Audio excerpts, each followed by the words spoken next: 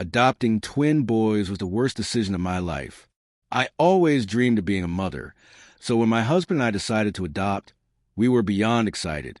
We were thrilled to be matched with twin boys, Ethan and Eli. They were 6 years old, and the agency described them as quiet but well-behaved. They'd been through a lot of foster homes, and we were determined to give them the love and stability they needed. When they first arrived at our home, everything seemed perfect.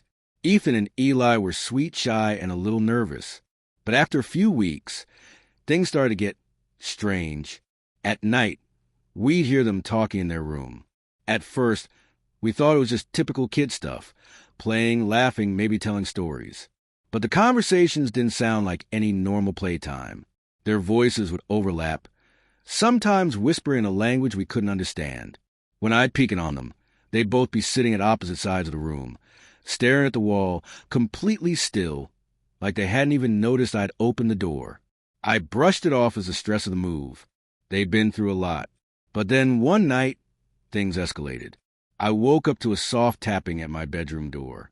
My heart raced as I opened it, expecting one of the boys to need water or to ask for a nightlight. But when I looked down the hall, the twins were standing at the end, their faces expressionless. "Mom," they said in unison, "we can't sleep." I told them to come in and get in bed with me, but when they reached the doorframe, they stopped. They didn't move. Their eyes weren't normal anymore. It was like they were looking through me, not at me. Then, without saying a word, they both turned and walked back down the hall. I stood frozen, watching them disappear into the darkness. The next morning, I found a note on the kitchen table. It was written in a shaky, childish handwriting, but something about it felt off. "We're sorry we scared you. We had to take her. You said you wanted to adopt, so we gave you our mom. But we need her back."